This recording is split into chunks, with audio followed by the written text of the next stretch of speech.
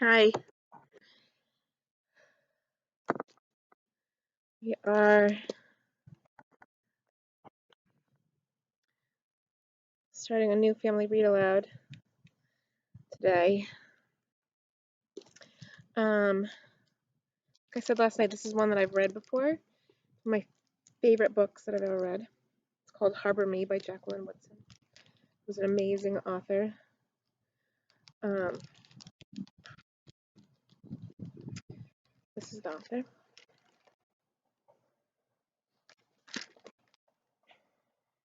She writes books for younger kids, older kids, young adults, and adults. She covers a whole range of it. So I hope that you enjoy this, or at least learn from it, and at least hear it. It's published by Nancy Paulson Books, which is part of Penguin, and we are going to get started.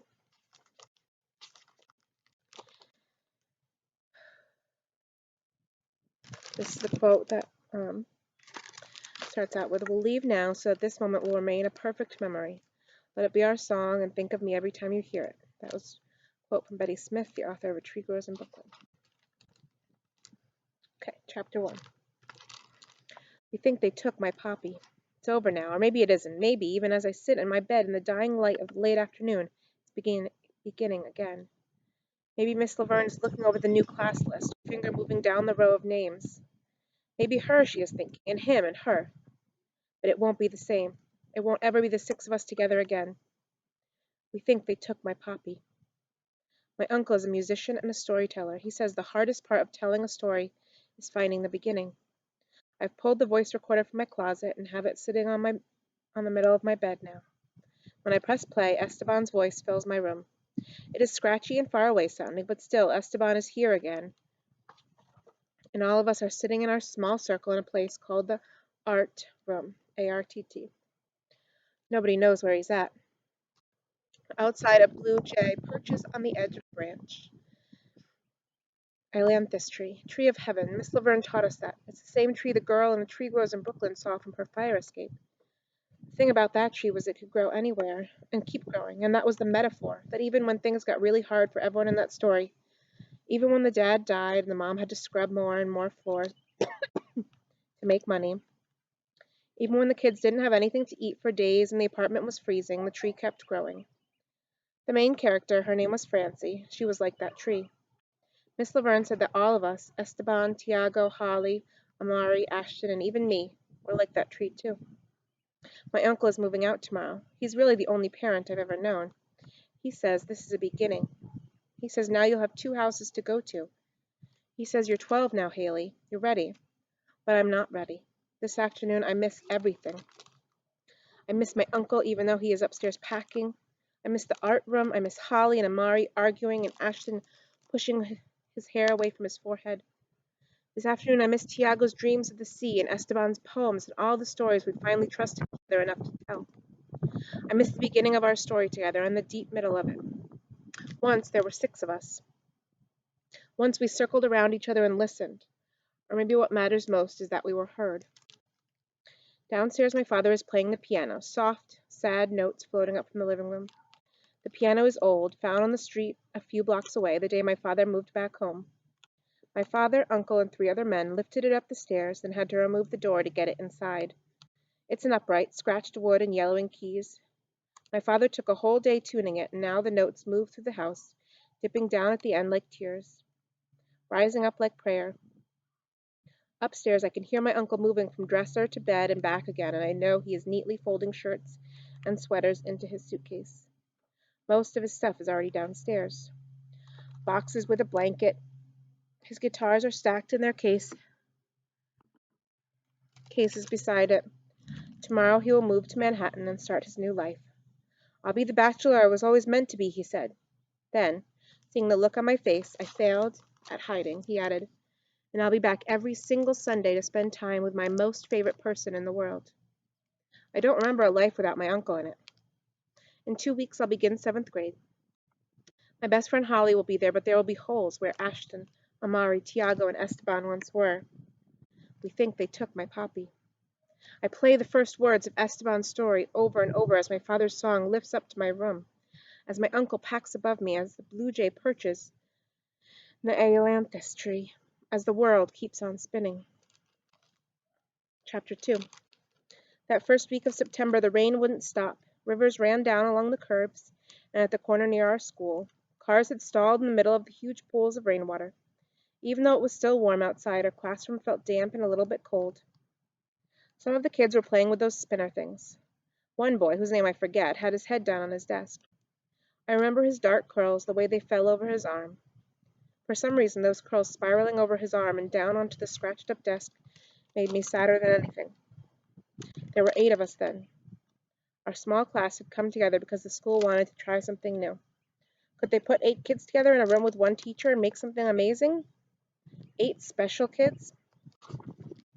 Even though they didn't say it, we knew there was something different about us. We had all been in the big classrooms before, and our learning felt like a race we were losing while the other kids sped ahead.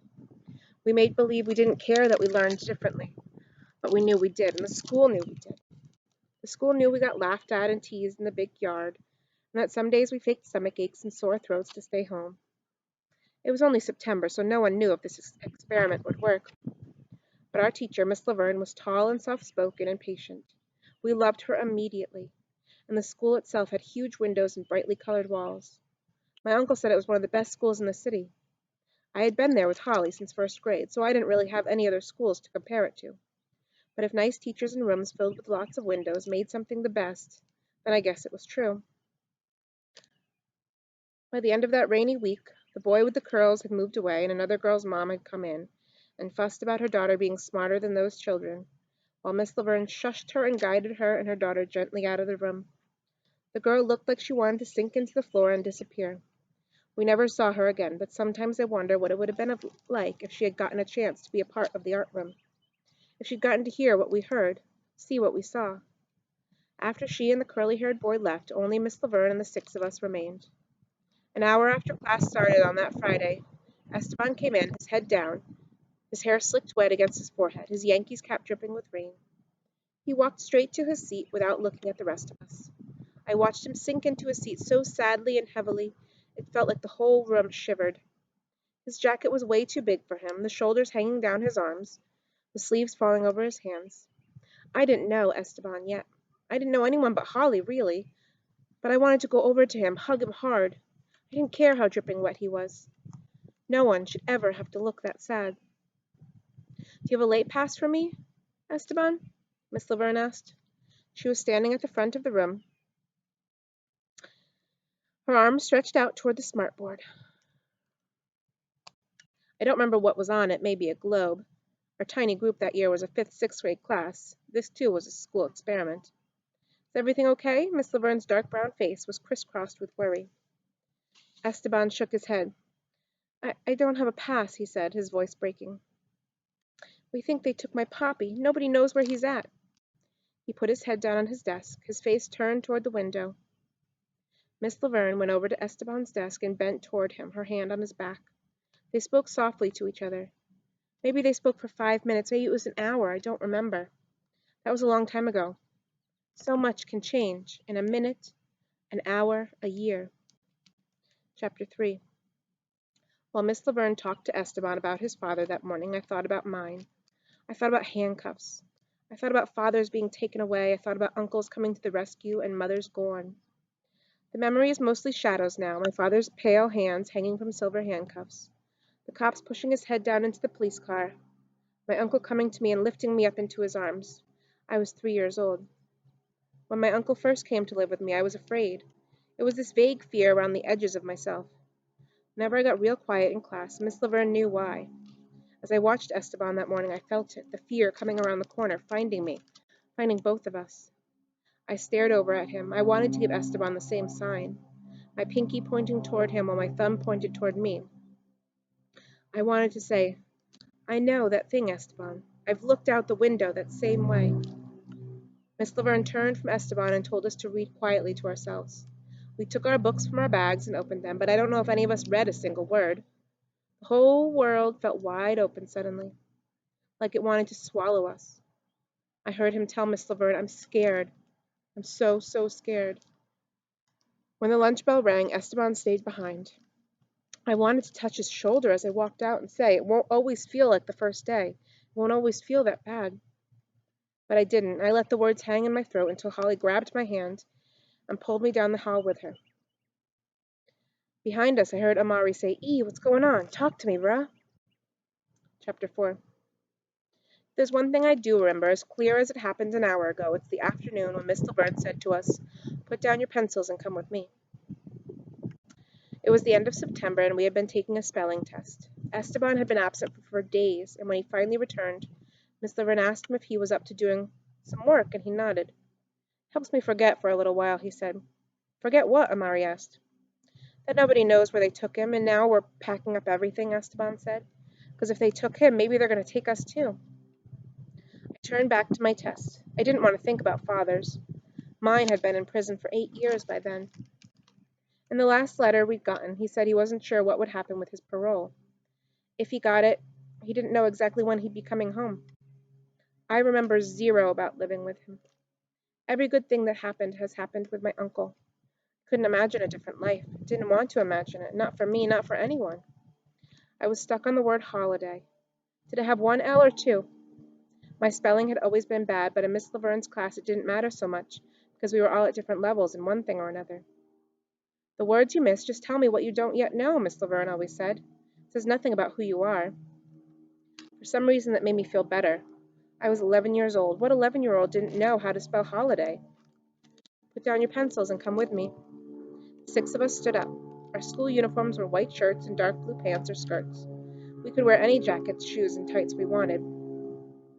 I had worn blue and white striped tights that day. Holly's tights had red stars on them. When we stood next to each other in the schoolyard that morning, our stars and stripes echoed the flag waving from the pole above us. We had spent the minutes before the bell rang dancing around it while Holly sang that old song about having a hammer. "I'd hammer out danger, I'd hammer out a warning." We stood next to our desks and waited for Miss Laverne to tell us what to do next. Amari pulled his hoodie over his head, then quickly pulled it off again, the way he sometimes did when he was nervous. Amari was beautiful. His skin was so dark you could almost see the color blue running beneath it. His eyes were dark too, dark like there was smoke behind his pupils, dark and serious and infinite. In that 5th, 6th grade class, I didn't know how to say any of this. I wanted only to look at him and look at him. "Take a picture, it lasts longer," Amari said to me in such a cranky way it almost brought me to tears. Ashton smirked, then pushed his hair away from his forehead and held his hand there. "She doesn't want a picture of you," Holly said. "Bad enough we have to look at you 5 days a week." She had left her desk and was heading over to the classroom library. "Holly, back to your desk," Miss Laverne said. "I want you all to take your books. You won't be coming back here today." We all gathered our stuff and followed her into the hallway. Miss Laverne took out her phone and said, "Smile, people." In the photo, Holly and I have our fingers linked together, our tights looking crazier than anything. Amari has his hood halfway on and halfway off, and Tiago, Esteban, and Ashton are all looking away from the camera. The picture is taped to my refrigerator now. We all look so young in it, our cheeks puffing out with baby fat, our uniform shirts untucked, Tiago's sneakers untied. We walked down the hall behind Miss Laverne, her heels softly clicking. I thought about how maybe one day I'd grow up to wear black shoes with small heels that clicked as I walked down the hall, and have students following behind who were a little bit in love with me. 2 small kids came running down the hall, but when they saw Miss Laverne, they stopped and started walking so slowly. I almost laughed. Esteban pulled his knapsack onto his shoulder and held it with both hands. "You okay, bro?" Mari put his hand on Esteban's arm. "Nah," Esteban said, "not really." Amari moved his arm over Esteban's shoulder and kept it there. Just checking the time. Okay, we're good. When we got to room 501, Miss Laverne opened the door and held it for us. Nobody knew what to do, so we just walked in and stood there. The room was bright and smelled like it had just been cleaned with the same oil soap my uncle used on our floors. Back when me and Holly were in 3rd grade, it had been the art room, but then someone gave our school enough money to open up a whole art studio in the basement, so now this was just a room we passed by sometimes and said to each other, "Remember when we used to be that art room? When that used to be the art room?" "Welcome to room 501, Miss Laverne said. Holly ran in ahead, and the rest of us followed and looked around. In the old art room, there were just a few of those chairs with swing-up desks in a circle. A teacher's desk with no chair, a big clock on the wall, and some little kid's ancient painting of a bright yellow sun thumbtacked to the closet door. Esteban asked, "Are we getting transferred to a new class?" He put his knapsack down between his ankles and hugged himself. Amari had taken his arm off Esteban's shoulder, but was still standing close to him. When Esteban shivered, Amari put his arm back. I heard him whisper, "It's all good, bro. It's all good. Miss Laverne's not taking us somewhere we don't want to be." Miss Laverne sat on the edge of the teacher's desk and folded her arms. "Every Friday, from now until the end of the school year, the 6 of you will leave my classroom at 2 p.m. and come into room 501. You'll sit in a circle and you'll talk. When the bell rings at 3, you're free to go home." "Why can't we just talk in our regular classroom?" Holly asked, hopping onto the teacher's desk. "I mean, in your classroom." Our regular classroom wasn't regular, we knew that, but still. "Down from there, please, Holly." Miss Laverne waited for Holly to jump off again before she continued. "I don't want to hear what you have to say to each other. This is your time, your world, your room." "Sounds like you're trying to get an early break from us," Holly said. "Give yourself your own kind of half day." Miss Laverne laughed. "One day, Holly, your brain will be very useful to you." Holly looked like she wasn't sure if our teacher was complimenting her. "What I'm trying to do is give you the space to talk about the things kids talk about when no grown-ups are around. Don't you all have a world you want to be in that doesn't have people who look like me in it?" "Nope," Amari said. "Yeah," Ashton said, "not really." "We like being with you," I added, "in the other room." "You like what you know," Miss Laverne said. "You like what's familiar." None of us said anything. She was right. What was wrong with liking familiar things? "Nothing's wrong with that," Miss Laverne said, being a teacher, mind reader. "But what's unfamiliar shouldn't be scary, and it shouldn't be avoided either." "But I don't know what we're even supposed to talk about," Tiago said. "Like schoolwork and stuff? And to who?" "Schoolwork, toys, TV shows, me, yourselves, anything you want to talk about." "To each other. And it's to whom, Tiago?" "To whom?" Tiago said to himself like he was practicing. "To whom?" I think any other bunch of kids would have started happy dancing and acting crazy because there weren't going to be any grown-ups around. But we weren't any other kids. I heard Amari say, "That's stupid," so quietly that I wondered if I was hearing things. Then he said, "We could be talking in class if we wanted to be talking. You trying to change the art room into the ARTT room. A room to talk." "That's tight," Ashton said. He and Amari pounded fists. "I like that." Miss Laverne clapped once and pointed at Amari. "You are brilliant." "I could have come up with that." Holly rolled her eyes. "I could have added an R and thrown an acronym out there." She said acronym loudly, making sure Miss Laverne heard. "Nice use of the word, Holly," Miss Laverne said. "Okay. So, because the art room is now the ARTT room, no one gets in trouble for talking here. You get in trouble for taking out your phone. You get in trouble for being disrespectful." "How are you going to know if you're not here with us?" Amari asked her. "I'll know." And we all knew she was telling the truth. Teachers knew things. That's all there was to it. "What if I don't have anything to say to anybody?" Amari asked. Miss Laverne laughed again. "Since when do you not have anything to say, Amari?" She shook her head and waved her hand to include all of us. "I can't believe you all are so resistant. I'm giving you an hour to chat. You get in trouble for this every single day. How many times do I have to say to you, no talking? Now I'm saying talk." Amari tried to hide his smile, but he didn't do a great job of it. "Okay, I'm vibing it. The old art room is the new ARTT room, y'all.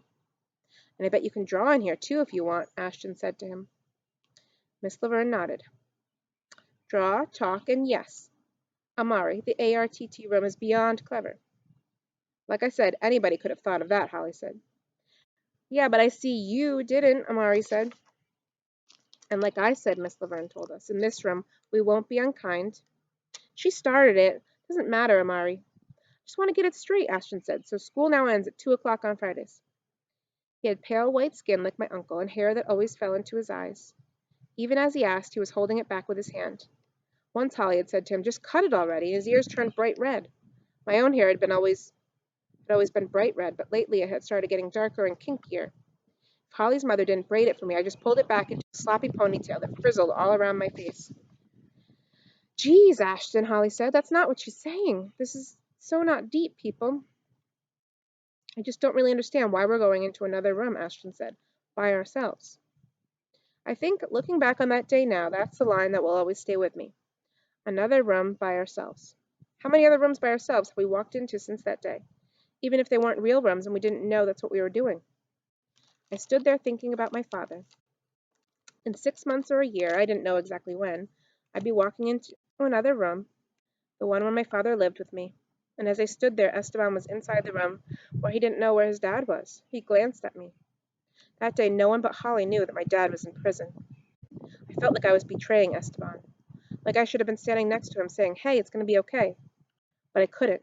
I couldn't tell the truth about my dad to help him. So I looked down at my skirt and thought about rooms. I wondered about Tiago, Holly, Amari, and Ashton. What were the rooms for them? What did they hide inside those rooms? Another room, I thought. We are always entering another room. That day, Miss Laverne pushed us out, from the familiar to the unfamiliar. It felt like an hour passed as she waited for us to say something. I looked at the clock. The second hand made an echoing sound when it ticked. It was 5 minutes past 2. 55 minutes left. You can do this, Ashton. You all can do this, Miss Laverne finally said. And with that, she walked away. With that, she let us go. That's where we're going to leave off for today. Tomorrow we'll pick up the next chapter. I'm going to see if I can't see to stop it. So just bear with me for a minute. There we go.